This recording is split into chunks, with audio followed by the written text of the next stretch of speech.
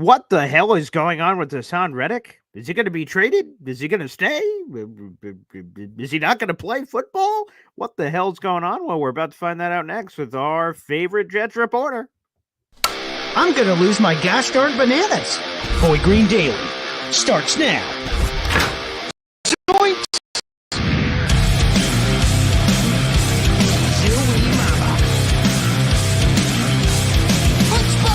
I made it clear that my intention was to play, and my intention was to play for the New York Jets. You're fucking wrong.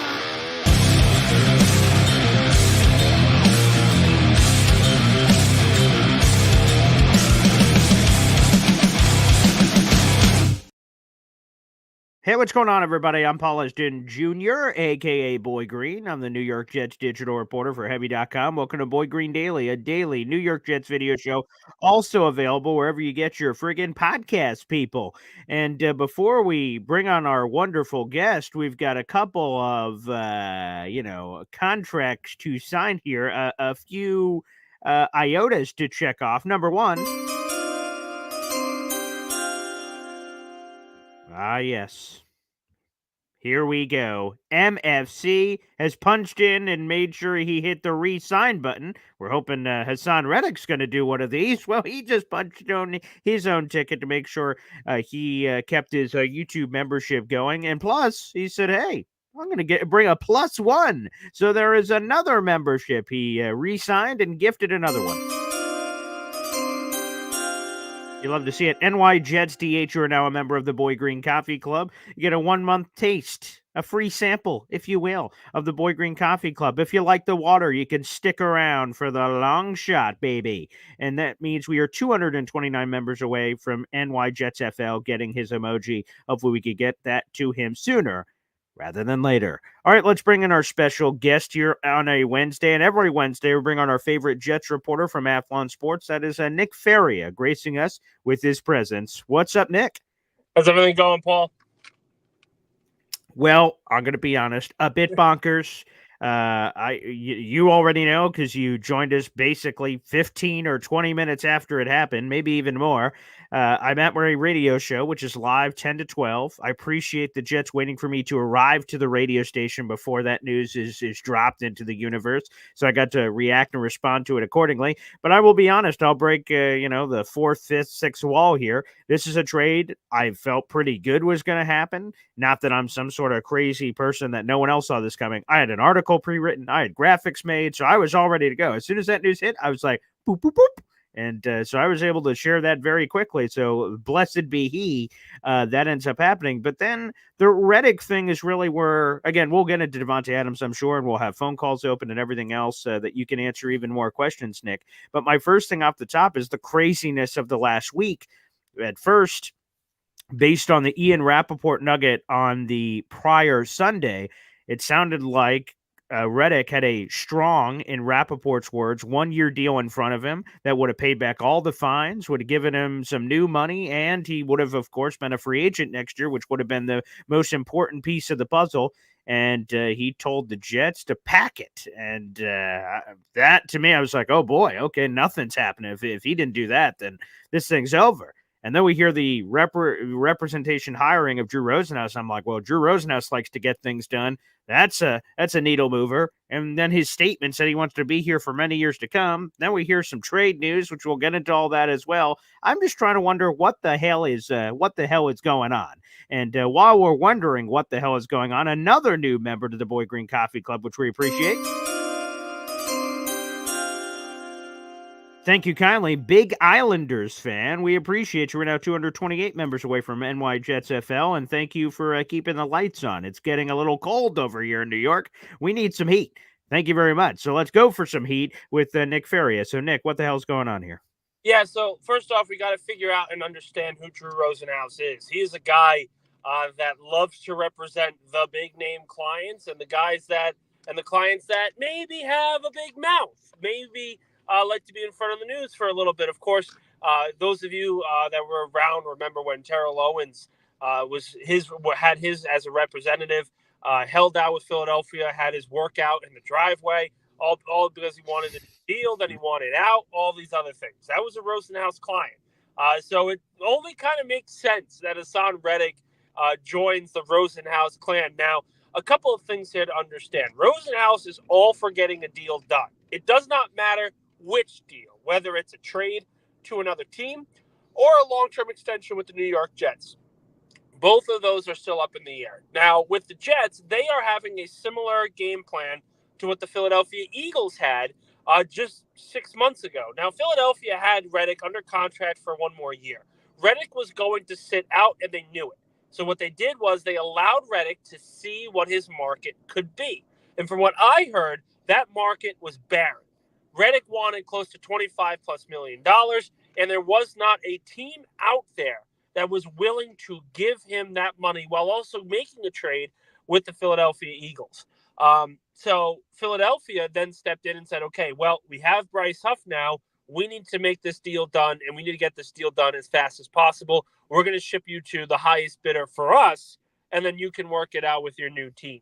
It kind of goes back to the Jets. Why did you make this trade without coming to terms on a long-term agreement? Whatever. We've already said that abundance of times.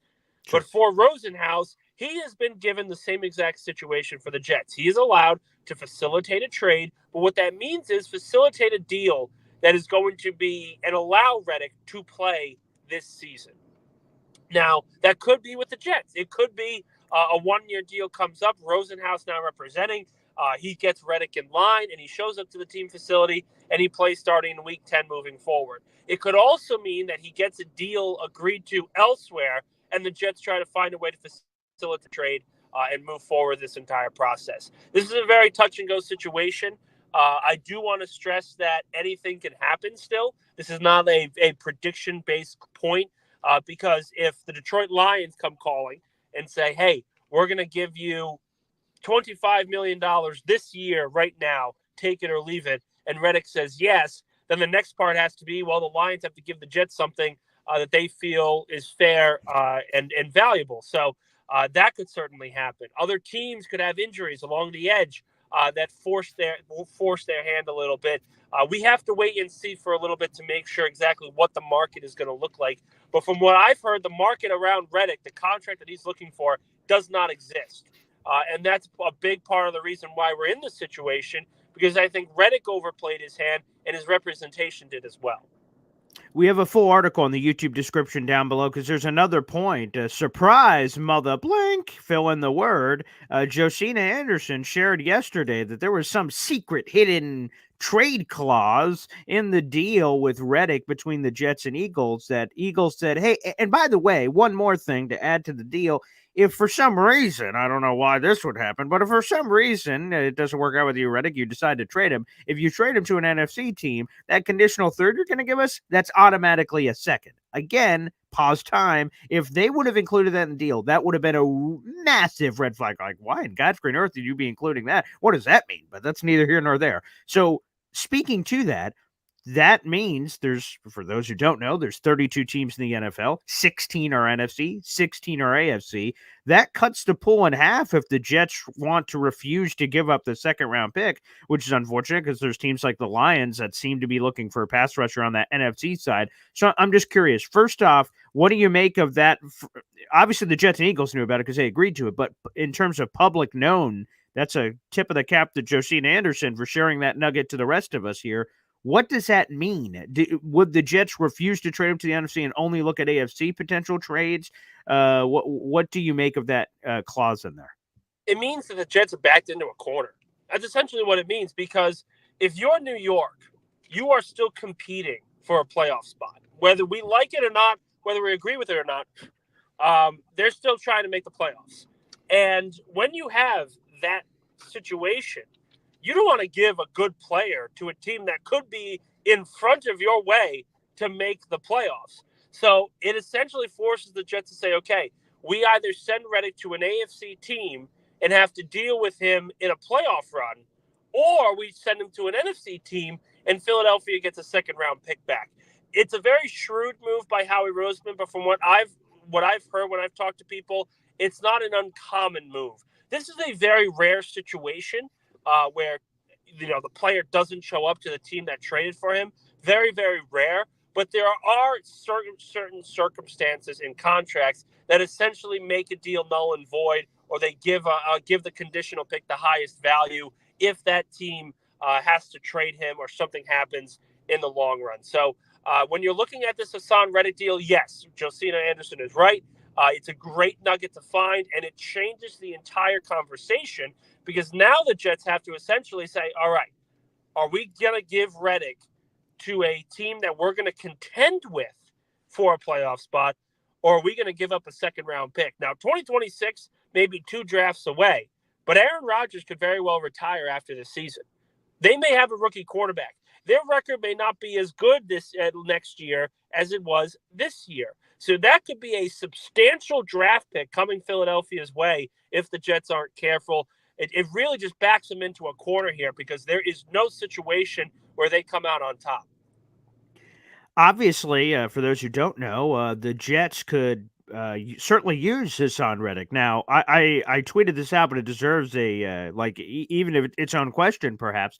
Will McDonald has 7 sacks this season. That is second best in the National Football League. It's only behind Aiden Hutchinson, who has 7.5, and unfortunately, with a fractured tibia, he's out for the season. So essentially, Will McDonald is tied for the league lead in sacks, which is wild to think about. And he's been doing that without a partner for much of the season. There's no Jermaine Johnson on the other side, and obviously Quinnen's on the interior, but he is needing a pass rush partner. A real quick question on Will, because like I said, I think he deserves a spotlight here for what he's been able to do this so far this season. What do you make of Will McDonald's breakout? Is it surprising? Is there more untapped? Is he about to have this historic sack season? Is this just a hot start that's going to cool down? I'm curious your perspective. Normally with young pass rushers, this is a situation where, listen, he's on a hot streak and he's playing really good football, not just as an edge rusher, but he's actually been pretty solid against the run as well. Not this dominating force, but been pretty competitive. I will say, I think there is a possibility where he can get to 14, 15 sacks this season. I think that's well within the possibility. I think it's very fair with how many games are left, especially with him being such a focal point on this defense. And I also want to bring up one other point about Joe Douglas, Sure, the manager who drafted him over Broderick Jones, Jackson Smith, and Njigba. right. A lot of Jet fans, they see the Reddick situation, they see the Davante Adams situation, they look at where the roster is right now and say, this roster isn't good enough. Joe Douglas, all he makes is terrible moves. Well, this Will McDonald situation kind of explains to everyone that when you're grading a general manager, it's very, very hard to do in a vacuum of a couple of moves.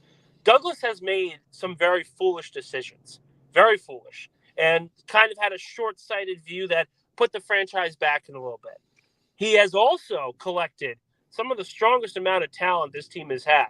Will McDonald and Joe Tippmann have been very, very good to start their NFL careers, and I think the 2023 draft class as a whole, many people overlook it because, it wasn't a receiver, it wasn't, a tackle, but they have played well, objectively well. And I think it should be another feather in the cap to Douglas to say he can still find and locate some good talent on the football field and get this team in the right direction. Woody Johnson, when he said this is the most talented roster he's had in 25 years, that's not an accident. It's not an accident. That was an owner essentially giving a vote of confidence to his general manager.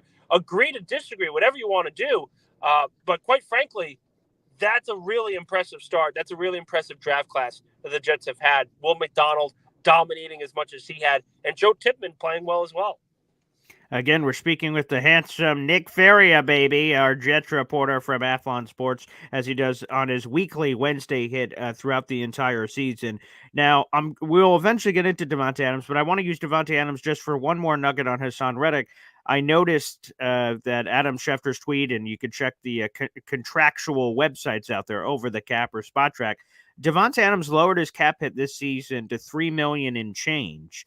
I'm curious because, and of course, they've absorbed this entire contract that was part of the deal with the Raiders, and they will figure out his future after the season. That to me makes a ton of sense. for obvious reasons, because to your point, Aaron Rodgers could retire after this year, and Davante Adams doesn't want to be linked up with God knows who would be the next QB1 after that. So figure it all out after this year. It's all in for this year. That makes sense. But is him lowering his cap hit good news for Haason Reddick? Because why else would you want to lower his cap hit for this year, outside of, I guess, just generic flexibility for the present of having that? Is that a direct sign that perhaps, whether it's the 1-year deal with Reddick or a multi-year deal, that Reddick comes in? Is that a fair connection to make, or is that magical nonsense? So it's certainly a fair conclusion, but from what I've heard from the Jets is they just wanted that added flexibility, not specifically for a Reddick contract, but just in general. Now, that could mean a couple of things. You're right. It could mean that Haason Reddick is going to get the kind of deal he wants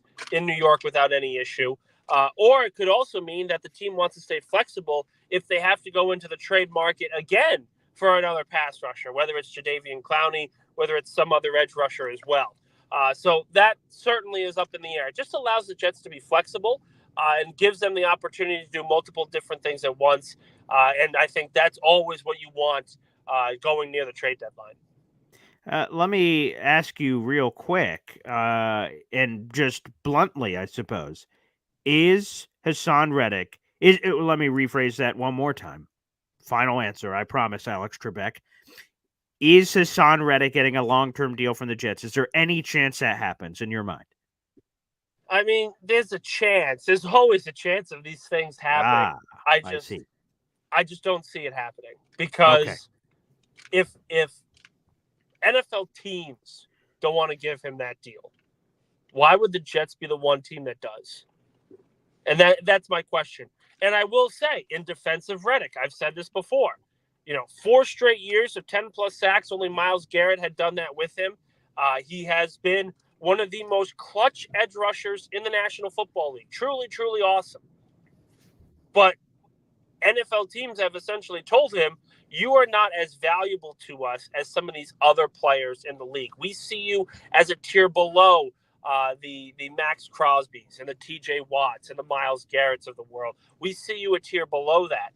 And that's made Reddick feel disrespected, right or wrong. So I think what the Jets are going to have to do is they're going to have to figure out a way to massage Reddick's ego a little bit, while also saying, hey, we're not going to be able to pay you this money. We don't have the cap space to pay you this money.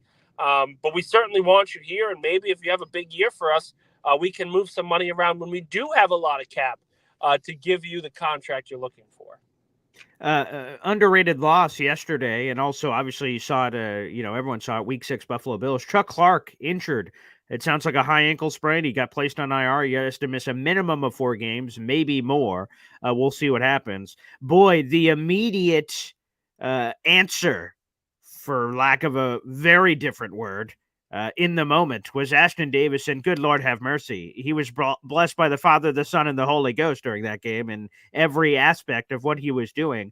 What is the Jets' answer? Is it the Green Goblin, your old Philadelphia Eagles buddy? Is it Jalen Mills? Is it somebody else on the roster? Because Isaiah Oliver can't be playing safety right now. He's too busy filling in for Michael Carter II in the slot. What is the answer at safety? Because, boy, Chuck Clark, when he came over here, was supposed to be this glue guy, a really solid tackler, and now he's wiped off the board for the foreseeable future. And I hated what I saw from Ashton Davis against the Bills. Yeah, Davis has really struggled to start the season, and the Jets were really hoping that he could play well and sort of show that he is a big player in the defense. It just hasn't happened to this point. I don't think many changes are coming at safety. Safety is just a devalued position, particularly in the Jeff Ulbrich system. It's just a devalued position, and they do have Tony Adams, so they look at it as, hey, we've got a top one. It's just a matter of figuring everything else out. The Clark injury is huge, though. You can't overstate it. He was really solid this year, good tackler, good in coverage, just a Swiss Army knife for this defense, and that's a significant loss going forward. I will say, if you look at the roster, once Michael Carter comes back, Isaiah Oliver can move back to safety. Jalen Mills has been average at safety. He knows what he needs to do in coverage. But certainly, if there's a move to be made on defense, a lot of people say it's going to be for a pass rusher. Don't be surprised if the Jets try to talk around the league and see what available safeties are there as well. Interesting.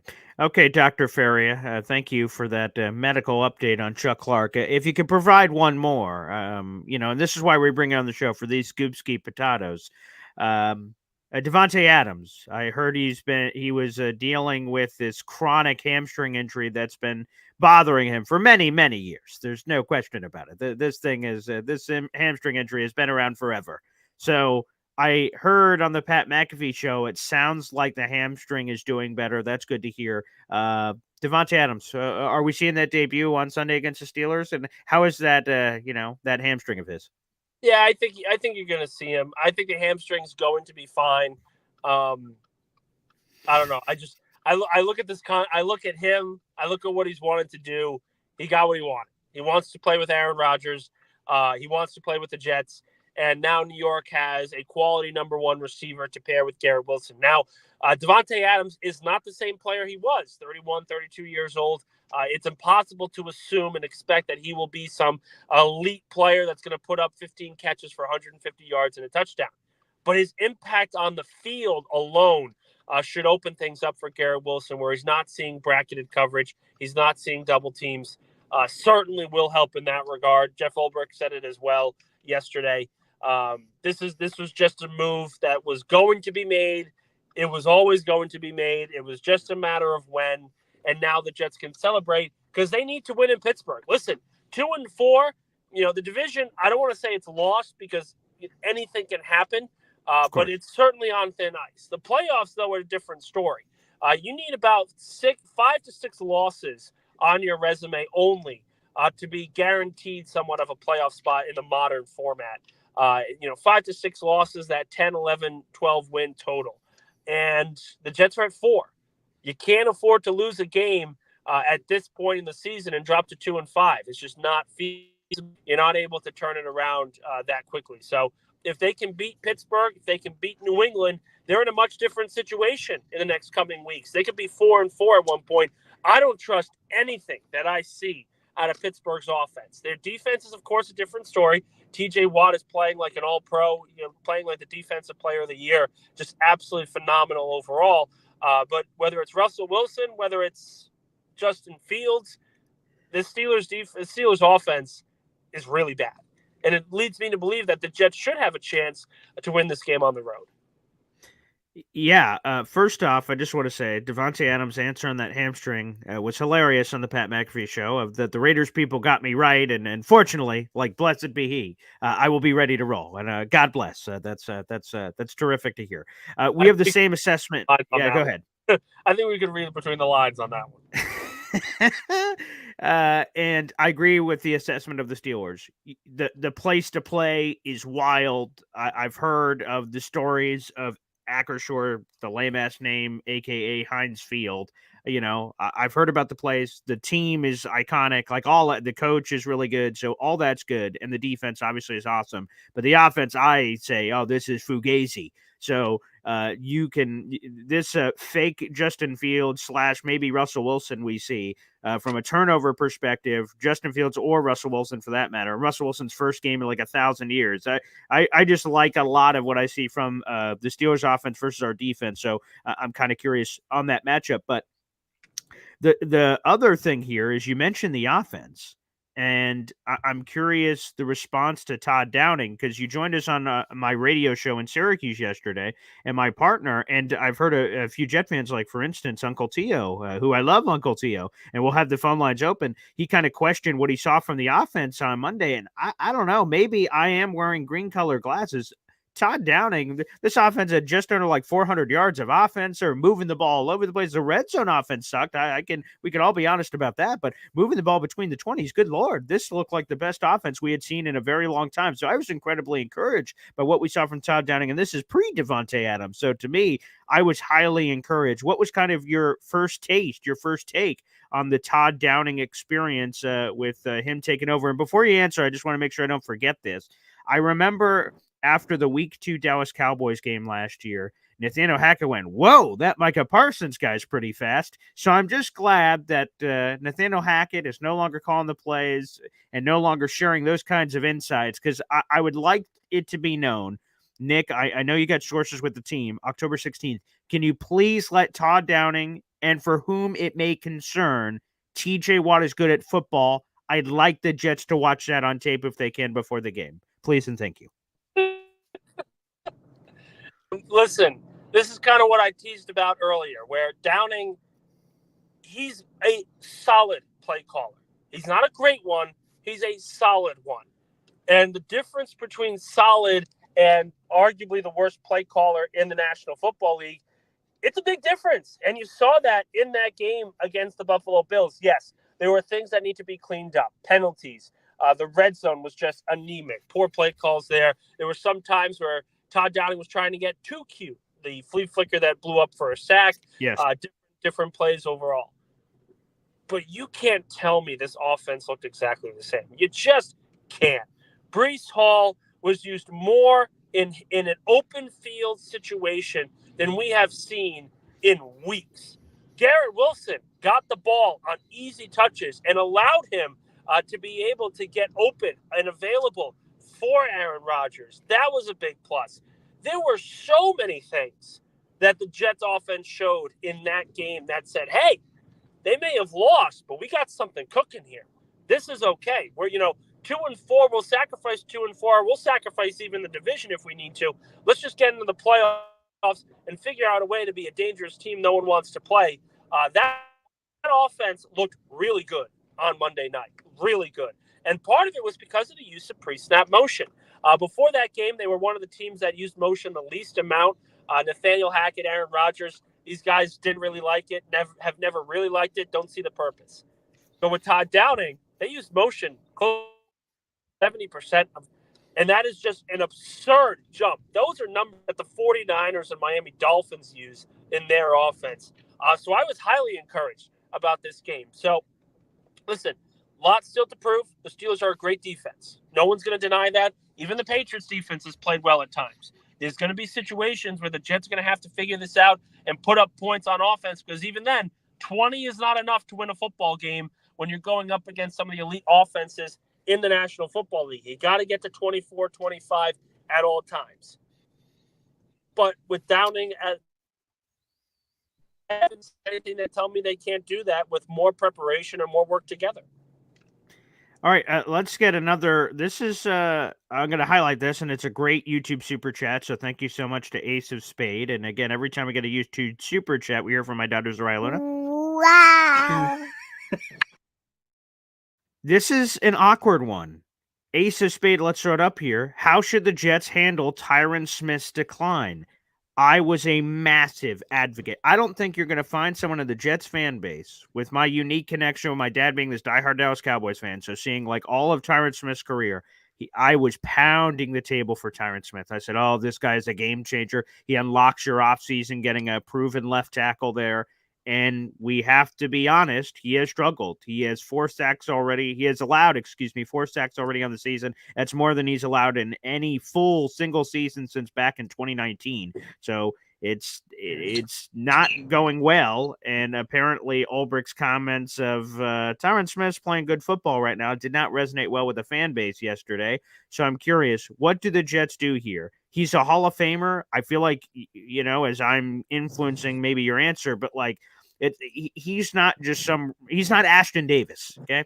Like, oh, Ashton Davis sucks. We got to do something else. Like, he's Tyron Blapin Smith. He's a Hall of Famer. You can't just bench him for Olu Fashanu. I don't believe, because of his gravitas and his standing and his leadership and everything else. So you have to handle him differently, which is very awkward. How do you handle Tyron Smith right now? Because obviously he's not playing his best ball at this point.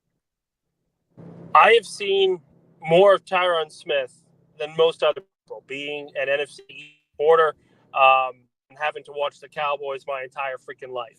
I have seen Tyron Smith from when he was drafted to when he became that one of the tackles in NFL.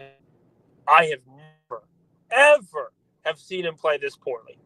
Whether it's dealing with speed rushers, whether it's whiffing on run blocks that are right in front of him, I have never seen him play this bad before. And I wrote an article on Athlon Sports about it, just talking about the situation at hand. And I got to be honest, this is kind of why you draft Olu Fashanu. Allow him to play his natural position, see what you have in him, and then move forward, because you cannot afford to have your weak link be the blind side blocker for Aaron Rodgers. You just can't. And with Tyron Smith playing this bad, allowing Olu Fashanu to be back in his natural position just makes the most sense to me. I think a legitimate conversation needs to be had, because if these struggles continue and this offense continues to get pushed back because of one player, whether it's a holding penalty that shouldn't have been a holding penalty, whether it's multiple pressures given up where he just gets beat at the line of scrimmage, whatever it is, you're going to have to make a decision, because you cannot afford losses like these. TJ Watt and Alex Highsmith are coming. We talk about Watt, but Highsmith is just as talented, really, really good. So this Steelers defensive line is going to be coming and going to be relentless against Rodgers. You need to make sure your offensive line is prepared and ready to go. Tyron Smith, great player, great person, great leader. Maybe they give him more opportunities, but at some point, enough has to be enough. This is just not acceptable from a starting left tackle in the National Football League. It wasn't acceptable when Mekhi Becton was doing this. It doesn't make it more or less acceptable with Tyron Smith on the field. Yeah, on the Week 6 Buffalo Bills Monday Night Football game that we just all witnessed a few days ago, Tyron Smith got smacked immediately by A.J. Epinesa, who's a Bills pass rusher. And I'm not going to try to disrespect A.J. Epinesa, but like when you say you're not going to try to do something, I guess you're going to do it. Like, he's not T.J. Watt. He's not Alex Highsmith. He is a solid player. Good for the Bills. He of course, he's a NFL 53-man rosterable, really solid pass rushing guy. But he's not any of those dynamic pass rushers. And he smacked Tyron Smith immediately, got right past him in a second, and then Aaron Rodgers got annihilated. So 1,000%, we can't survive by making that mistake, which leads me to ask you just straight up bluntly, is it time to bench Tyron Smith right now? Because if Aaron Rodgers takes one more bad hit and it's from a Tyron Smith thing, waiting one more game to put in Olu Fashanu, that might be one game too late if Rodgers is getting smacked around. Olu Fashanu has only known left tackle his entire life. He's playing right tackle because, or he did play until Morgan Moses came back this past week. He had been playing left tackle his entire life, but he was just playing right tackle for the Jets because that's what they needed. Is it time to bench Tyron Smith bluntly right now ahead of the Steelers game? I think so. Listen, when it goes, when Father Time comes for you in the NFL, it comes for you fast. I mentioned this about C.J. Mosley.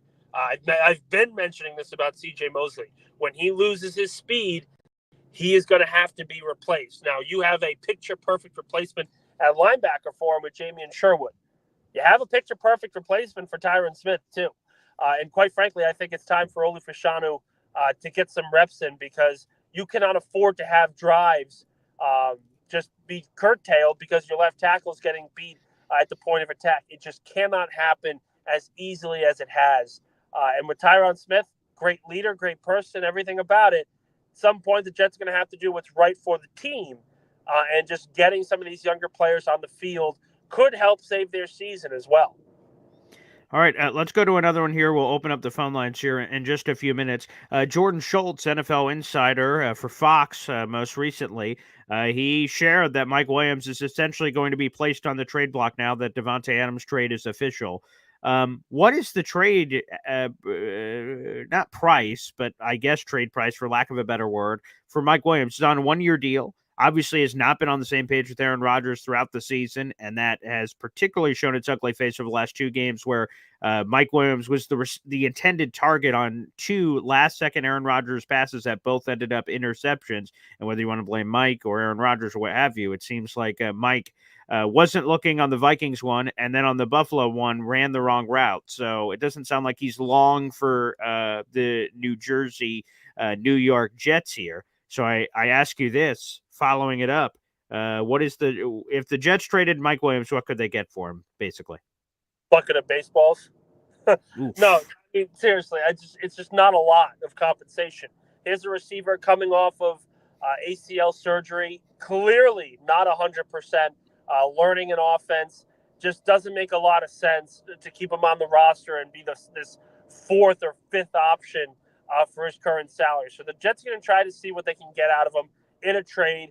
I don't know if there's going to be a team willing to do that. Maybe Pittsburgh. maybe even New England, maybe, if they're looking for big body receivers that can help Drake May out, not out of the realm of possibility. I just look at where this Mike Williams situation is. People need to remember he's coming off a serious injury, and serious injuries like an ACL do not take 9 to 12 months and they're back to who they were beforehand. There is a process that comes into this, and with the Jets being in playoff contention, that process does not really fit with what the Jets are looking for. It's why they made for the trade for Davante Adams. So ultimately, to me, I look at this situation and say, all right, Williams is probably going to be traded. He's going to be the odd man out. But it's not really fair to him overall to expect him to be this dynamic player right off the bat 6 weeks into the NFL season when he's just coming off ACL surgery as well. Is he clearly going to be the odd man out here with Davante Adams coming in? Is it Malachi Corley, who we haven't seen? And Davante Adams took a picture of apparently 2 brand new pairs of cleats that he received from the Jets, I assume. It's got the big old 1-7 on the side of it. That used to be Malachi Corley's number, so maybe we're getting news on that shortly of him losing his number too. Is he about to lose his job? My response would be, what job is there to lose? He was a healthy scratch. Yeah, I mean, all due respect, he was a healthy scratch last game, healthy scratch a couple weeks ago. The Jets loved him. They still think he can do a lot and help this team out. But this is an organization notorious for holding their rookies down and saying, okay, we're only going to play you when you're absolutely ready to play. You kind of saw that with a lot of players. Jermaine Johnson, Will McDonald, did it even at one point with Garrett Wilson that first week of the season where he wasn't targeted enough. And then the following game, he was targeted, I think, like 10, 15 times. So when I'm looking at this situation with Corley, he's going to stay on the roster. You're not going to get rid of a player that you just drafted 6 weeks into the NFL season. When you do the math, you look and say, well, Allen Lazard had a great game against the Bills. Garrett Wilson is still Garrett Wilson. You've got Tyler Conklin. It just seems that the odd man out has to be Williams because you can't really have 4 players on the roster like this because someone's not going to be happy. So just doing right by Williams makes the most sense. Yeah, especially to your point. Again, he's the one who's on a 1-year deal. He's the one who's the veteran. Like Corley, you can sell. Well, he still has to develop. He can learn from Davante Adams and everything of that nature. I think you're right. Plus, obviously, we're talking about controllable assets. Malachi Corley is under contract as a rookie for many years to come. Dirt cheap as a 3rd-round pick. Not the same case for Mike Williams, who obviously is on an expiring deal after this year. It'll be interesting to see what happens there. The phone lines are now open, everybody. If you'd like to call in and ask Nick a question, feel free to do so. That is the pinned comment on YouTube, youtube.com/boygreen25. If you'd like to call into the show, shout out to the 1,000 people that are watching the show. We appreciate it. Again, you guys, the optimal viewing experience is over here on YouTube. That is youtube.com/boygreen25. Make sure you guys like the video, hit subscribe. So while we're waiting for some of those calls to come in, Nick, I'll keep peppering you with questions because I'm endless in that bag of questions. Davante Adams. They were kind of joking about it on the Pat McAfee show, like that this would not the Jets people were of Aaron Rodgers and Davante, but like Pat McAfee himself was asking them, is this just going to solve all the Jets' problems? Because I've gotten a lot of jokes, Nick, and I'm sure you have too. Oh, could Davante Adams kick field goals? Can he block? Can he rush the passer? Oh, how original. But how much can Davante Adams help in your mind with his arrival on the team and the potential ripple effects he can have even beyond just him and his impact? It's a game-changing move for the Jets, and let's be frank. They are right. Those people that say Davante Adams isn't an offensive line, he's not a kicker, and he's not a defensive tackle. All these things are right. All these things are true. But in 2018, the Dallas Cowboys were 3-5, and they were pitiful. They couldn't stop the run. They couldn't stop the pass. The defense was a joke. The receiving game was very, very poor. They couldn't get the running game going either. All those things were also true, and they were 3-5 at the midway point. So they make a trade with the Oakland Raiders at the time for Amari Cooper. What happens after that? Well, Cooper goes out and helps the Cowboys win 7 of their last 8 games. They win the NFC East and actually win a playoff game. Now, did the Cowboys need another receiver? Yes. That was one of their biggest weaknesses on the roster. but there were other needs as well that they didn't fill during that trade deadline. But it was masked because the offense got so much better with Amari Cooper than it did without him. So that's the kind of situation that I compare this to, where the Jets, they needed another receiver. They needed another guy that they could trust with Aaron Rodgers and just take the load off of Garrett Wilson. Now it's a question of, is this the kind of move that masks everything else? Those moves are made. Those moves can be made. One trade can absolutely do that. And as we've seen throughout the entire NFL, it is not like every team is playing dominant football right now. You have got contending rosters that are very, very flawed. Tampa Bay, Philadelphia, San Francisco. The Chiefs look very flawed to this point. Even the Bills are flawed with where they are right now after the current trade of Amari Cooper. So I look at where Davante Adams could be, and what he could be is someone that this team trusts to just turn over and just essentially help this offense take off. Now, will that happen? Remains to be seen. But they're looking to have a comparison of that 2018 Cowboys team, where that one trade kick-started a playoff run that was very, very successful for them. Yeah, and by the way, I see our boy Danny, our favorite Buffalo Bills fan. Of course, his ass is trotting over here after that Monday Night Football game. He's laughing about the Amari Cooper edition. I'll just say, I love Amari Cooper. He's one of the best route runners in the league. He outside of some of the recent diva-ish behavior, he seems like a guy that just kind of was plodding along there. Super talented. They get him for less than $1 million this year in terms of contractual value. My big question is, because Amari Cooper and Josh Allen, not that I know of, have no pre-existing relationship. So how quickly can he transition to the Buffalo offense and thus learn it and also get a relationship with Aaron Rodgers? That's the thing you kind of skip over with Davante Adams, who knows a lot of the base principles of the offense, even if Todd Downing's calling the plays, and obviously the relationship with Aaron Rodgers. So, yeah, Amari Cooper's a big move. So there is an arms race happening, obviously, in the AFC East, and that's making it a lot more interesting. If I were to bring one point about Amari Cooper, the talent has always been there.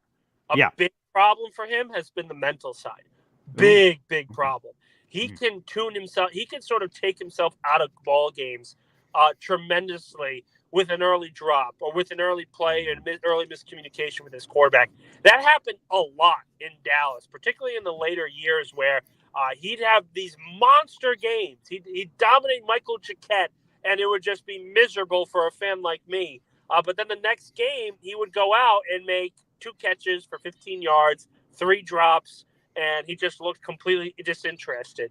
Davante Adams, he has those moments of quietness where he struggles here and there, but he doesn't take himself out of ball games like this. I think that's a thing that Buffalo Bills fans don't know about that can certainly hurt this offense as well. Well, that's good to say. All right, it's time to go to the phone lines. We've got plenty of callers waiting. Thanks for calling in, and keep those calls coming. Let's go to my father. Speaking of the Dallas Cowboys, it's time for some Eston Zone action. I'll be down there in just a few days, flying down to Atlanta to spend the next couple of days with my old man. So there'll be a lot of live Hop on Pop shows. Hope you guys are ready for that. Again, bet the over on Hop on Pop, because I'm telling you it's happening. Let's bring him in. Eston Zone joins us here on the show. Zoinks! What's up there, Pop? Good morning. Yes. Good morning to you, sir. Good morning. I have a Jets comment and a Nick-specific question. Nick-specific? Oh, interesting. Okay, go ahead. Yeah, so the other one's a comment, and it really just goes to some of the things that you were kind of goofing on there, BG. And that was, the only concern I have with Davante Adams, right, it obviously makes him better.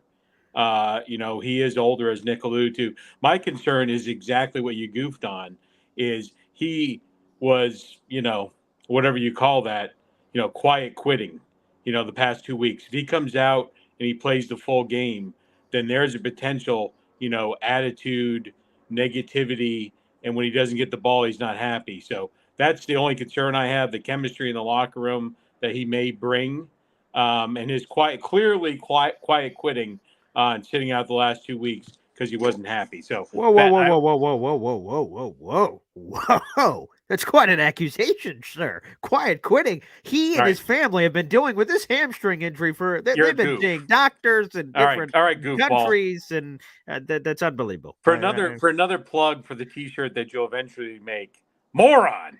Yeah, all right. There seems to be a lot of interest, by the way, in that shirt. I got to make sure I put that in the shop. It's Yes. to be honest, to be frank, it's a little too much interest. It almost makes me not want to make the shirt. To be honest with you, but Yeah, we got to make sure that we get neither here the nor coffee there. club's input on the design of that, so we get the right, like not a sure if like a that's finger pointing necessary. to a picture of you or something.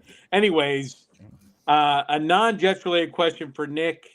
What do you make as a Philadelphia Eagles lover? What do you make about your head coach after a win arguing with the fans? I don't know if you were aware. I'm aware. I don't know. I don't know if you're aware. I question. made a hot take, an Esden Zone Stone Cold lock that Nick Sirianni would not survive the season as the head coach, and there would be trouble. Anyone that watches the show knows that. You said before the year, yeah, right. Before the year started, that there were going to be troubles in Philly, and I hate to say I was right, but I was right. So, what do you make of that? A head coach acting like a 4-year-old. So here's what I'll say. We all know Philadelphia can get pretty psychotic on game days. They are unrelenting with players, with coaches, with opposing fans, everything. Philadelphia fans have a penchant to boo at the minor inconveniences of a football game. They'll boo on a missed block. They'll boo on a drop pass, all these different things. I've been there. I've seen it. I'm part of the fan base. I get it. At some point, we need to acknowledge that Philadelphia fans, and at least a lot of them, have become spoiled to the team's riches, spoiled to the product they have on the football field. They are 3-2. They're not 1-4. They're not 0-5. They're 3-2. For most of the game, from what I heard specifically, for most of the game, Nick Sirianni was getting heckled. And I mean over-aggressively heckled throughout the game. And at the end of the game, he came out and said, where you punks at now? We won the football game. Shut the hell up. Be happy we won. It's hard to win in the NFL, and move on. Now, in baseball, Philadelphia fans have essentially been having their boos thrown right back in their face. Alec Boehm saying, I hate this bleeping place. Trey Turner, Bryce Harper essentially saying, this doesn't help. How about cheering? Seeing if that can work. And it actually did. And every single time the players have given it back to the fans of the media are so heartbroken. Oh, my God, mentally thin skin. These players aren't prepared to play in Philadelphia. How dare they question our fan base and all the complaints that we have about them? What it is these guys are spoiled brats. When you win, you're supposed to be excited. You don't need to heckle people time and time again for a 3-2 start. So I have no problem Nick Sirianni giving it back to some of these fans. And I laugh when the media and other people essentially say, oh, it's unprofessional, it's unbecoming of a head coach, because my response would be, how many head coaches have to deal with boos and fire Sirianni chants every single time you run a football? It's egregious. It's stupid. I have no problem with the head coach going right back to the fans, because at some point, this fan base needs to get a grip and realize, hey, you know what? We're not that bad. Right now, we're not that good, but there's a chance we can turn it around. Let's have faith in our guys instead of throwing it out the window every single time the offense punts a 3-and-out. So yeah, I would share just a few thoughts, right?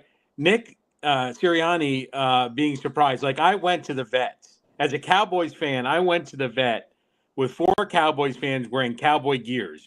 And if I showed up and people were going, screw you, and all the other things they said, if I went, oh my God, how dare you? How dare you chant at me? No, we got in a few fights, but I would say that if he didn't know what he was signing up for, then he was a moron. That's right. And so I would say this. Totally get that.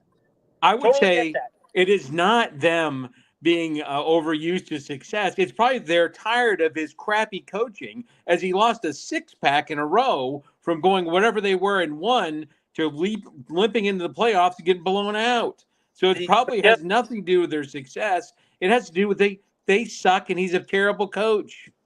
But they can't suck if they're 3-2 and the Cowboys are 3-3 coming off a 30-point loss to Detroit. Yeah, well, this is a Wonder Woman with your bracelets of deflection. We're really just talking about the Eagles and their head coach arguing with fans after a win. But I appreciate you responding. Yeah, he's like, yeah, I don't know if it was Wonder Woman, if it was The Matrix, if it was for the old school people, Remo Williams, which was before the Matrix, before the Matrix.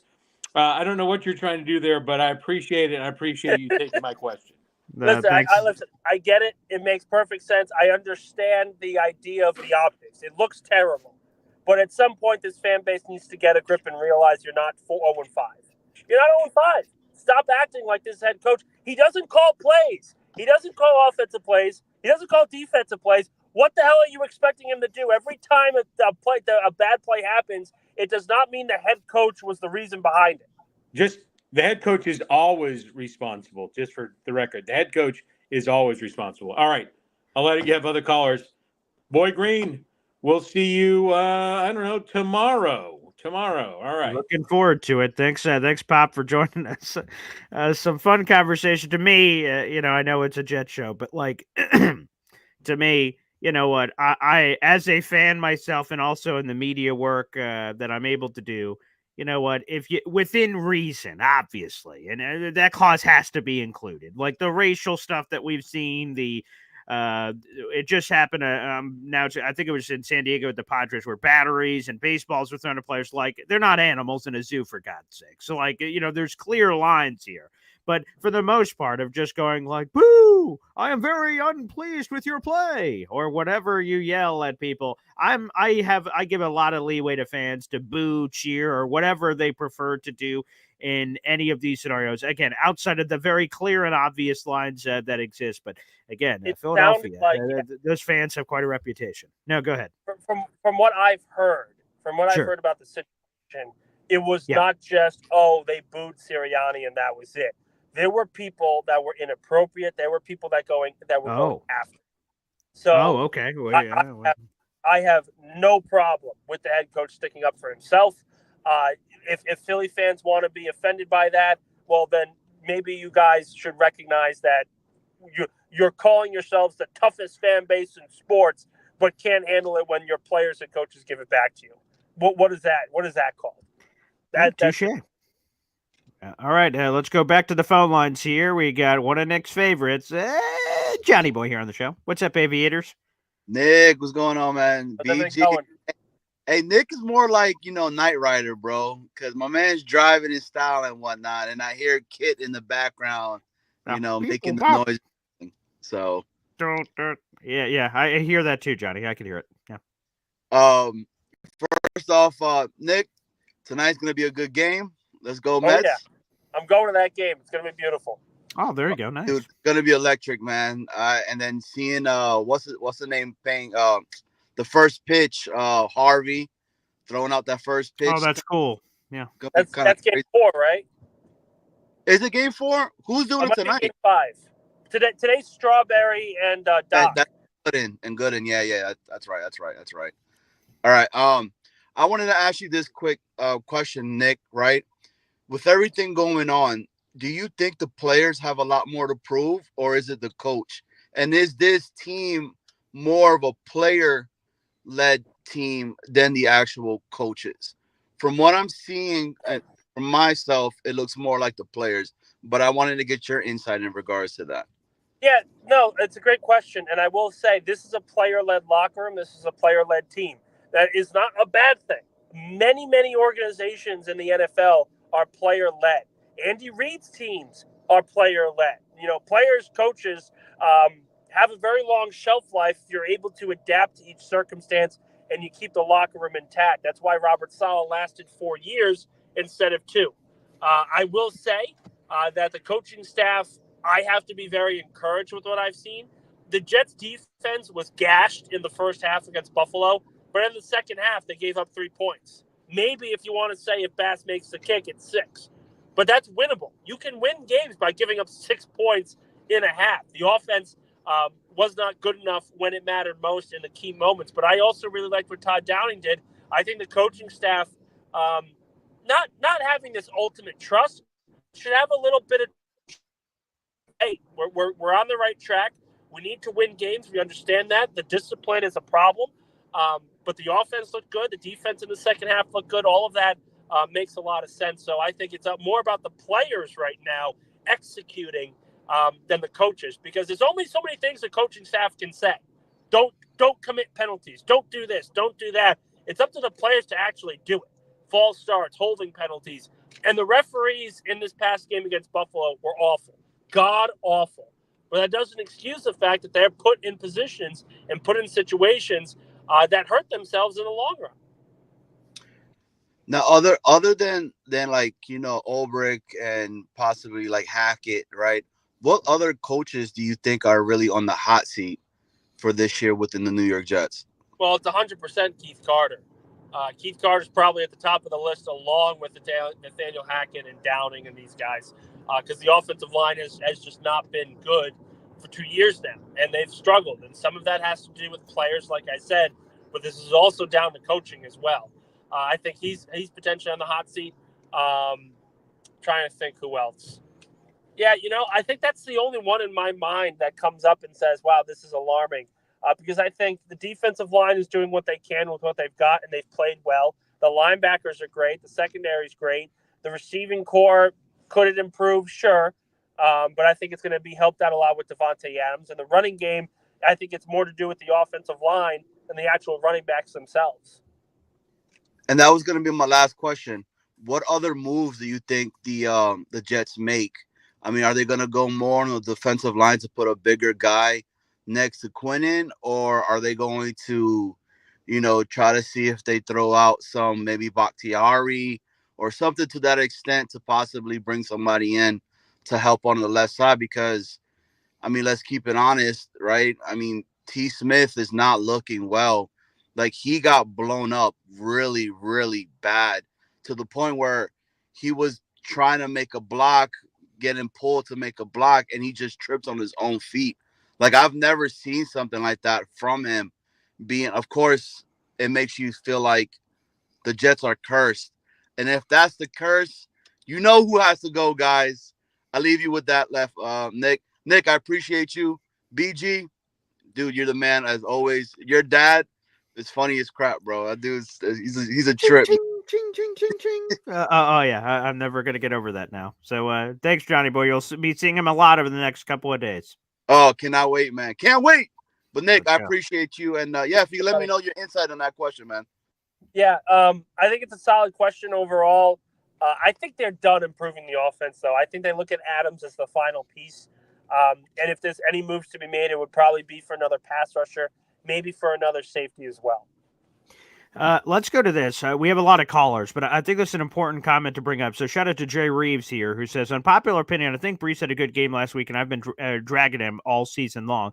I have seen so much hate for Breece Hall the last couple of days. What? And I am not kidding, Nick. And people have called him soft on the touchdown run. They said he was being a wuss and went out of bounds. And yeah, there's been a lot of criticisms of him. And to me, I'm as flabbergasted as you appear to be by hearing this for the first time. He had his best rushing performance, 100-plus rushing yards. He's averaged 6 yards a clip. And to me, immediately from the beginning of the game, the demeanor just looked different. I don't care. Like, obviously, I care about the results, but I don't even care about the results. That's not how I made my comment when I was tweeting live in the middle of the game. I just went like, wow, there seems to be a fire in Breece's eyes. He seems to be confident in himself, like confident whether the play's being called or what, but it just looked like he had juice. And I'm like, there's Breece. Now, we didn't necessarily get the 80-yard touchdown, although he was close, seemingly on a handful of occasions. But he had this awesome game. And, yeah, everyone have been dogging Breece, and I don't get it at all. I thought it was a Breece coming out party, and there's more to come. But I'm glad Jay brought this up because I've been very confused by it myself. So feel free to share your reaction, Nick. What? Yeah, I'm not kidding. I've even seen it in the chat today. I saw Allen, not to pick on Allen, but he's the first one I saw. But there was others in the comment that were saying that, like, a soft-boiled egg was Breece Hall for avoiding contact at the end and doing this, that, or the other. He didn't avoid. Oh my God. Okay, so we had one bad play. The one bad play was the drop. 100% Yes, drop. on the opening drive, 100%. Should have been a conversion. That's true. 100%. but he was running well yesterday. And in that particular big play, I'm going to offer a couple suggestions. You have a safety meeting you at the pylon. Everyone wants Breece Hall to cut back right around the 10-yard line. Yeah. Okay. Well, if you cut back, you know what could happen? Someone who is behind the play could get back in it, and Breece Hall's not looking, and he fumbles the football. Right. That's what happens if you try to cut back on those specific runs. That's number one. Number two, he's soft. He's got to get in the end zone there. You realize that NFL defenses are trained on angles. They always, and you look at a lot of teams, always when there's a big play, there is someone trying to meet them at the goal line. That means if you're Breece Hall, you can have two things. If you dive and you fumble the football through the end zone, Buffalo gets the ball back. If you get hit out of bounds, you keep possession, and it's 1st and goal at the 2. There is a strategic plan in place for players and offensive players in the NFL to not dive and not try and out-exert themselves to the pylon. So, I mean, I'm completely flabbergasted. Breece Hall was great in that game. He was great as a receiver. He was great as a runner, solid as a blocker. He was solid. So, this idea that Breece Hall had a bad game, he's soft and everything else, I don't think people understand what exactly they're complaining about. Yeah, and would I have loved for Breece to get into the end zone on that long run? Of course. Who wouldn't have wanted it? But, to blame him, to say, oh, well, the Jets' red zone offense sucks because he didn't get in, now everything's ruined. No, then count on the rest of the offense then to punch it in the end zone, and even when they did, there's the Tyron Smith penalty. So, again, to me, don't blame Breece Hall for that. He got us all the way there to the goal line. Let's give some love where it's due. But, again, Jay, thanks for the comment because that's something I wanted to address. It's been on my mind. I remember giving love to Breece Hall in the immediate postgame, was getting a lot of shit for it, and I'm like, what are you people talking about? So that's good to see. Anywho, let's... What exactly do they want different from him? Yeah, beats me. We will... Okay, you wanted him to catch the ball that first drive? Agree, 100%. Players make mistakes. It happened early in the game. That's not the reason why they lost. Why is Breece Hall getting hate? Good question. I guess we'll go to the man himself. Alan joins us here on the show. Alan, defend yourself. Derrick Henry and Saquon Barkley do not run out of bounds on that play. Just my opinion. They do not. They do not. 100%. I can show you so many plays where they. You could show me all you want. That was a business decision. That was a business decision. It showed me a little bit. You know what? They lost the game for many reasons. It wasn't for Breece only. I thought Breece played pretty well Monday night. But again, I don't think those two backs consistently run out of bounds on that play. But nonetheless, I have a couple of questions. Yeah. I like the Adams move. Does not address their true need.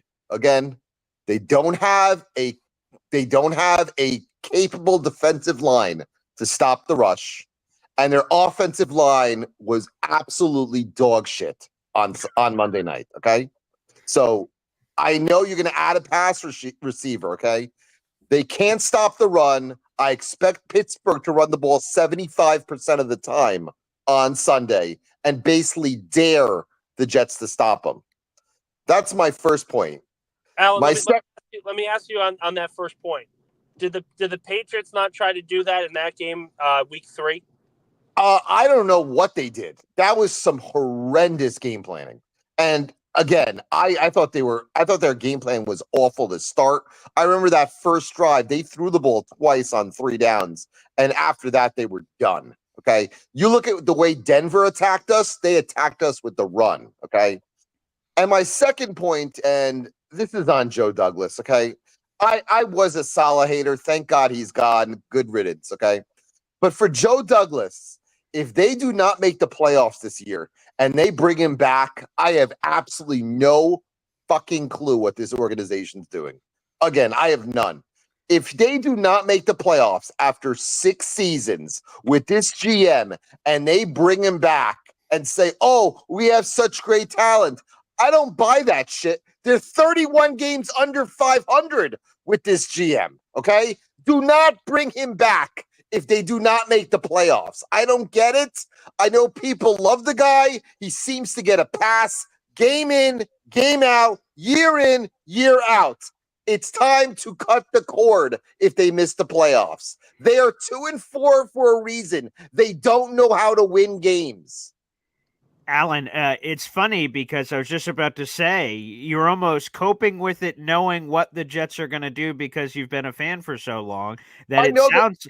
With Woody Johnson's comment, this is the most talented team I've had in 25 years. Now, I think there are two parts to it. One, you could read it as you said, that even if they don't make the playoffs, they're like, well, look at this talent on the team. Or that it's like a tip of the cap to Joe Douglas now, like, we got to make the playoffs. And if not, maybe the head still rolls. So there seems to be, we'll get Nick's response here. He's our Jets reporter. But it sounds like there is some love for Joe Douglas with that comment. Now, I don't know if it means for him. I thought it certainly meant it for Saleh, but I thought they should be connected. If they didn't make the playoffs, everyone should go. What's your take on that, Nick, for Douglas's job security? So I will be objective in saying Woody Johnson coming out and saying exactly what he did, most talented team in 25 years.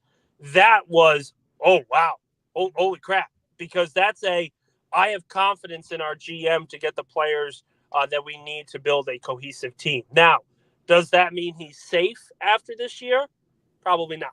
I don't see him returning if they don't make the playoffs, as Alan is so eloquently talking about. I do agree with that point. But again, I still say if they make the playoffs and they're one and done, what happens then? I think he's still gone. I was about to say, I need more than that. That's a complex issue that is not easily solved because, okay, the roster was good enough to make the playoffs. Is it quite literally that they need the right coach? Now you would turn and say, well, Douglas is the one that's deciding the head coach, so he still should be fired. It's not always that cut and dry when it comes to executives. And with a team like this, if Woody Johnson's going out of his way to say this is an incredibly talented roster, that bodes well for Douglas if he can just get into the dance, no matter if they're a hard out or not. Yeah, I don't know how much me and Alan agree on with life and the use of certain vernacular. But one thing I think me and him are aligned with, I will assume this, and then Alan will smack me right if I'm wrong, is making it is just simply not enough. To me, it's making it and winning a playoff game, and then let's see what happens beyond there. But like to me, that's almost the minimum requirement for me. That was the minimum requirement with Saleh, and still with Douglas here. That's what I'm thinking. Go ahead, Alan. If they don't make the playoffs, he's gone. If they lose a first round game, he's gone too. I agree. But if he wins one, that's the minimum then. But what minimum, if it's a game like the Chiefs and they're in overtime and they're clearly going to... No. If they are a 7 seed and they lose to, let's say, Baltimore or Houston week 1, he's gone. Yes, okay. He's gone. Enough. Okay. And finally, Paul, I happen to be at the Lion-Cowboy game on Sunday. Oh, God. Good Lord. It was fun watching fans of your dad's team just scream at each other, fight each other. It was classic Cowboys. It was great. Love it. And I know you talk about Super Bowl season. That is a Super Bowl team that I watched on Sunday.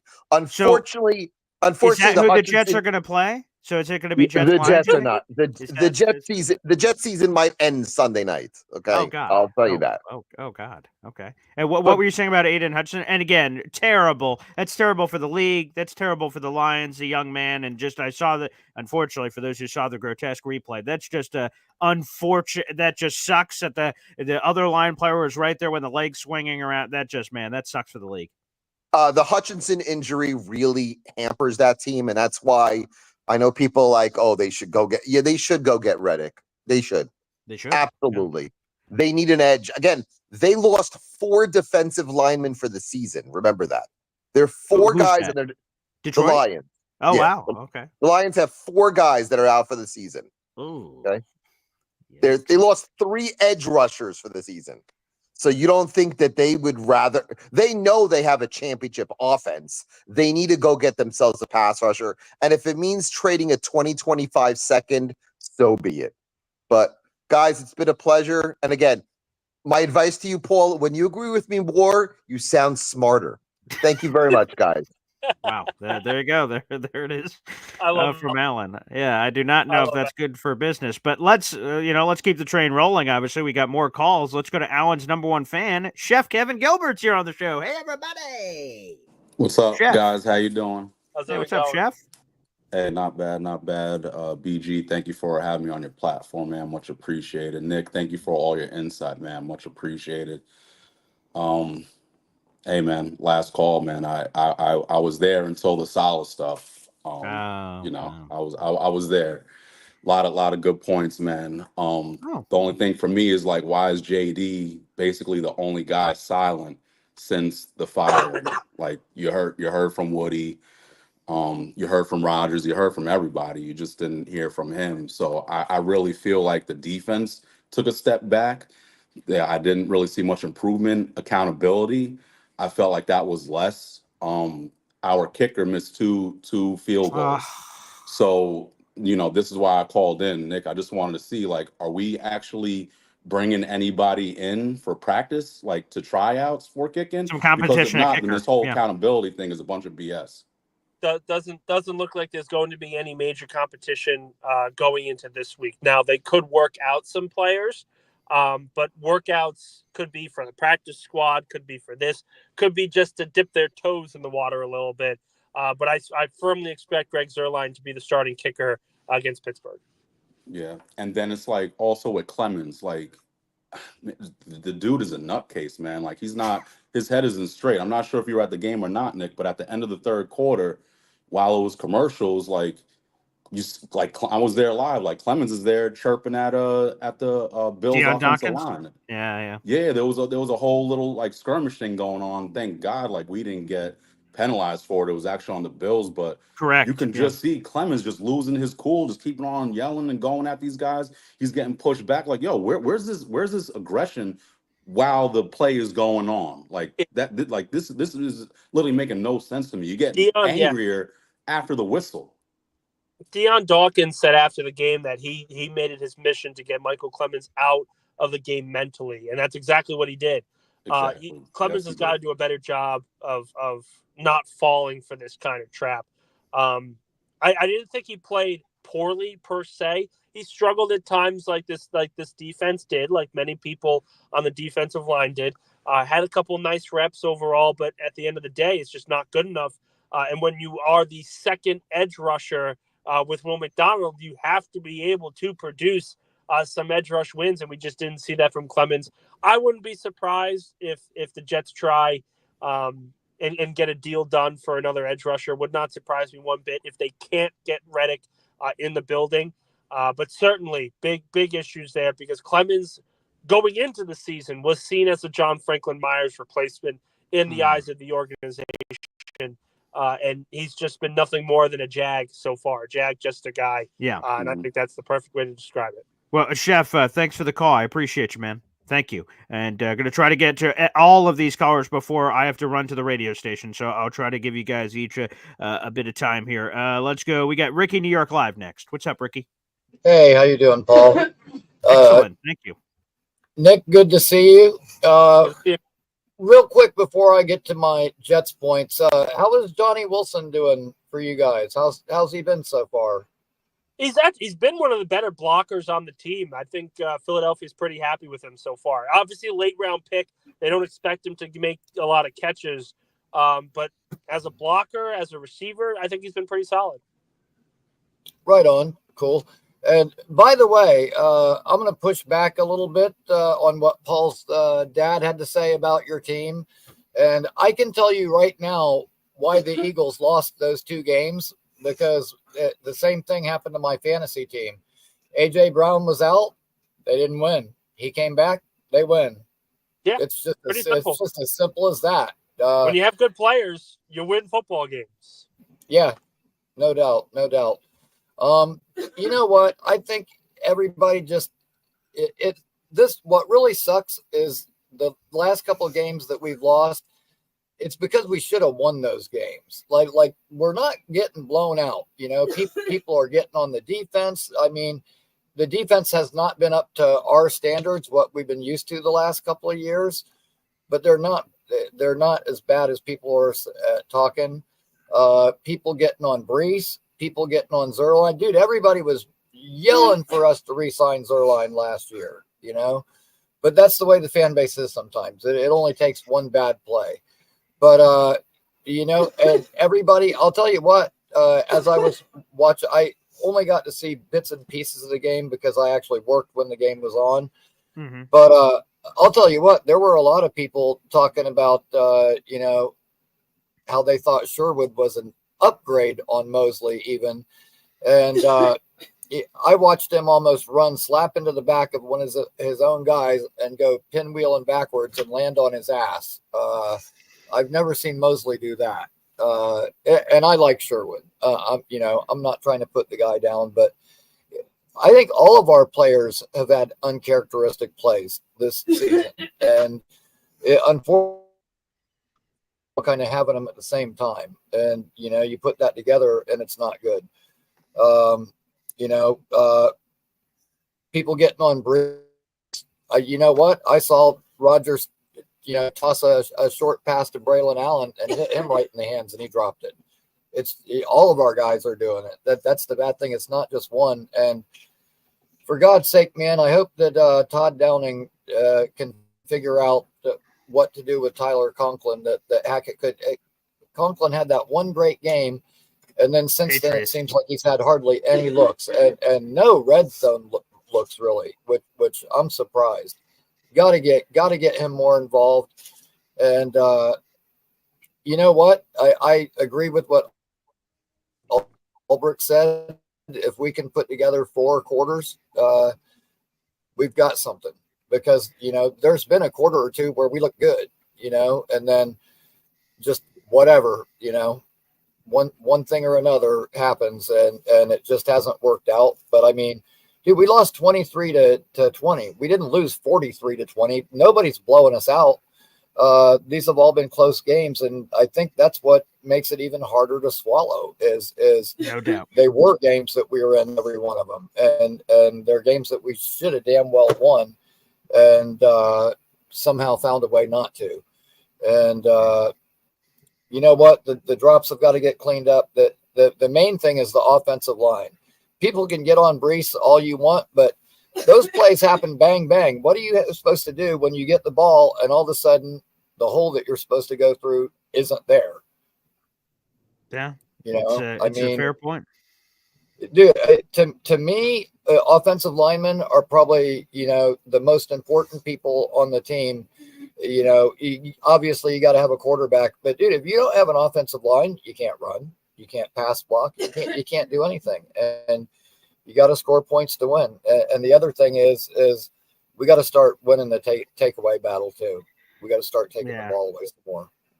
No doubt about it. Ricky, thanks for the call. I'll just say on the takeaways thing, the Jets defense has to make plays for the offense to give them short fields. I just saw, and this is one random example, but the Green Bay Packers are going all over the place with a million fumbles. All the balls are bouncing in the right ways. Things are happening. The Jets have to be opportunistic. And so far this season, they haven't been. Like, for instance, let's just go to the Bills game. Will McDonald gets a strip sack on Josh Allen. He's always trying to do too much and always trying to figure out something. The ball bounces right there. Multiple Jets are there. You pick up the ball. The Bills ended up scoring a touchdown on that drive. You immediately get the ball and you prevent a field goal or the touchdown because you have the ball. I know the Jets ended up scoring on a Hail Mary at the end of the half anyway, but you prevent that. You take that off the board, and maybe only you're the team that only scores one. So the Jets just need to, whether it's luck or oblong shaped football or just figuring it out, the Jets need to start creating takeaways there. Absolutely. Pretty simple too. I mean, the corners, you've had a couple of dropped interceptions, a couple fumbles that were there that you weren't able to recover. Those are the swings in a game that sort of change the complexion of how this roster looks going forward. So I completely agree. All right, Ace of Spade with a super chat. Every time we get a super chat, we get some chiming in. Wow. Ace of Spade asks, I want JD, of course, Joe Douglas, to stay. Who out there is better, Nick? It's. I would imagine it's hard to hypothesize on if they moved on from Joe Douglas. What would that mean? Because normally GMs and head coaches are paired together. So which they would prefer to lead to the batch of candidates and how they're connected and things of that nature would go together. But is there a GM, some sexy GM name that's out there? One name that I think people are going to be looking at more in depth going forward is Alec Hallaby, assistant GM of the Philadelphia Eagles. Hallaby's been with the organization for a very long time, and he's actually someone who sort of brought in analytics to the NFL. Really makes roster decisions on an analytic form and an analytic mindset that sort of pushes this team into a certain direction here and there. Howie Roseman loves Hallaby. He sees him as his protege a lot of times. So it would not surprise me if Hallaby is a hot name to watch for GMs going out there. I do agree that there are a few general managers available that are going to have the kind of draft success that the Jets have had with Joe Douglas, some of the undrafted free agent success the Jets have had with Joe Douglas. But again, the record is what the record is. They haven't been good. They haven't won games under Douglas. It's not going to save him. The talented roster probably won't save him if they miss the playoffs entirely. So I think if he goes, there's going to have to be a very extensive search because they're going to need someone who has the acumen of Douglas, but is able to find the players that can be put on the field to actually win games and not just be a talented group. Yeah, as Joe Caprosa said a few times, after this season is at its conclusion, Joe Douglas will have 100 games as the general manager of the New York Jets. That is more than enough of a sample size to be able to judge somebody. We'll see if that's the case. We got 2 or 3 callers left. I'll see if I can get to as many of you as possible, and then I got to run to the radio station. So sorry for those who I don't get to, but let's go next to Easy here on the show. Hey, how you doing? Excellent, thank you. There is another way that we might be able to go on the D line. And where is our Haloti Nada? Is there a Haloti Nada out there, or a Will Fork, or someone like that? Maybe we could put him next to Quinnen, and maybe instead of looking for the outside edge rusher, we could get another big monster stud that can free up those edge guys a little bit and help on the run. What do you think? If we could get a Haloti Nada or Vince Wilfork, like this big ass dude that could also provide a little bit of pass rush juice each, like good Lord, of course. Yeah, the way the run defenses look, they are missing, obviously. Those are obviously very lofty elite pieces, but they are missing those things. I'm going to take you down easy just because you're breathing, but yeah, we could certainly use a run stuffing player of that nature. Absolutely. Leaky Fotu is the player they are hoping fills that role as a run stuffer. Grades pretty well against the run, looks good on tape against the run. He didn't have a very good debut against the Bills. I do want to preface that was his first game off of IR. So I think we need to be a little judicious in grading his overall game, wait a couple games before we make a determination.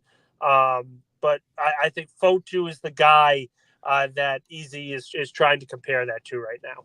Again, it's a great thought. A Damon Snacks Harrison, if you want to do it like a more local, lesser version of that. But Sione Pua, if you want to go back a decade plus of Jets lore and land, 100%. They need something because that first Buffalo Bills drive where they ran it 8 times and only passed it once and just ran the ball down the throat of the Jets and they could do nothing about it was incredibly demoralizing from that perspective. There's no question about it. All right, let's go to B-Mac. You're on the show. All right. Thank you. I'll make it quick. Well, I just want to talk to. I got 2 questions for Nick real quick. Oh, go ahead, please. Yeah.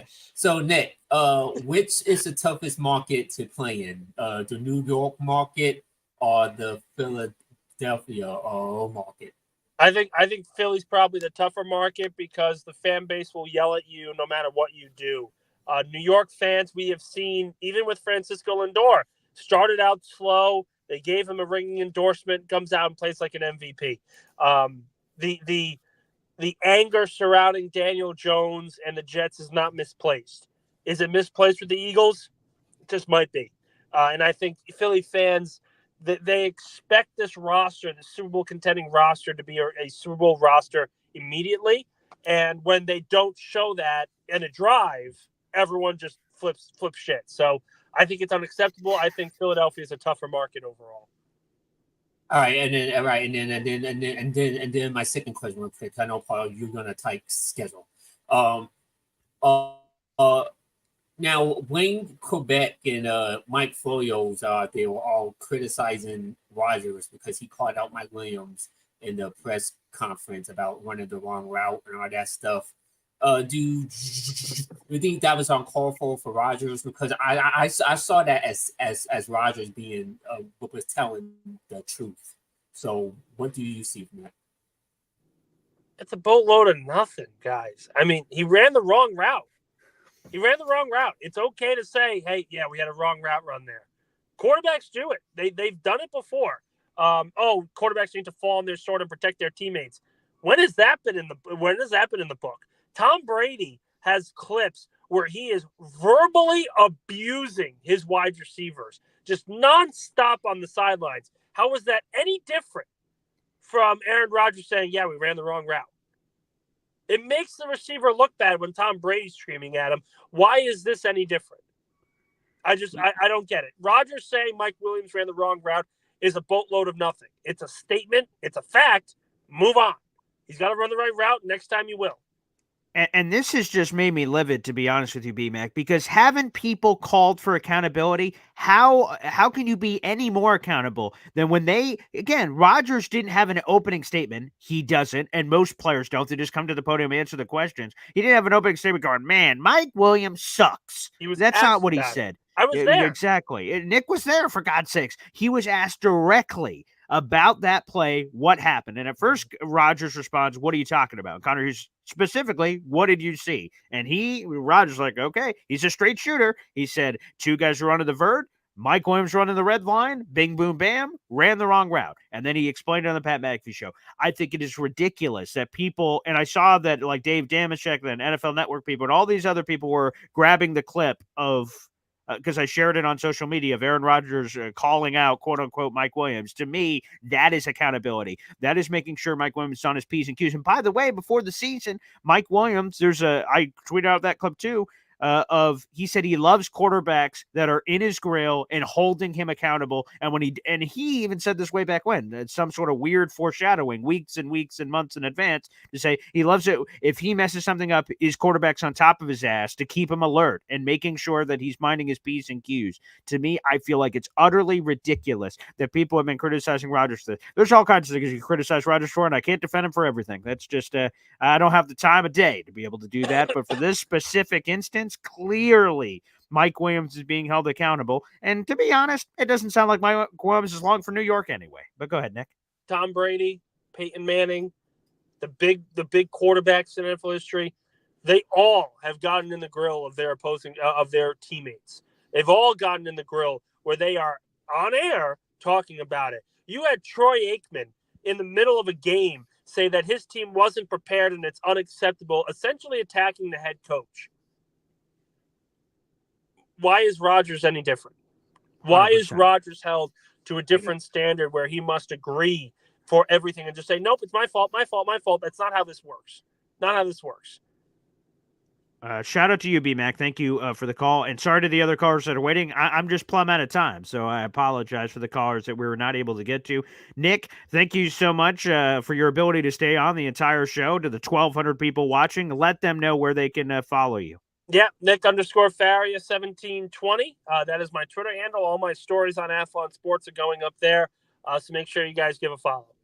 All right, Nick, thank you so much. Have a great day, man. Appreciate it, man. There he is. Nick Faria joins us every Wednesday here on Boy Green Daily. Boy Green Daily is a live New York Jets show every single bleeping day at 7:30 in the morning. So to the 1,200 people that are watching right now, like the video, hit subscribe, show your support wherever you're watching, Facebook, YouTube, or Twitter. The optimal viewing experience is on youtube.com/boygreen25.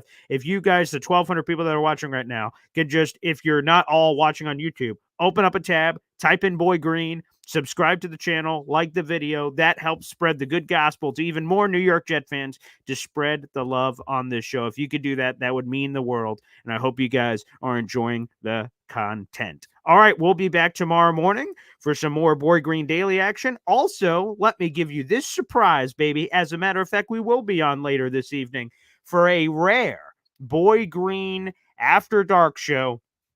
Not really that dark. It'll be 6 o'clock tonight. Myself, James Woody, and Alex Kozora, Pittsburgh Steelers insider. We will officially turn the page tonight to talk all things Steelers Town, quarterback controversy, A, B, C, D. Make sure you guys tune in live at 6 o'clock tonight for myself, James Woody, and Pittsburgh Steelers conversation. I'm very much looking forward to that. Thanks, everybody, for tuning in, and we'll see you next time. Take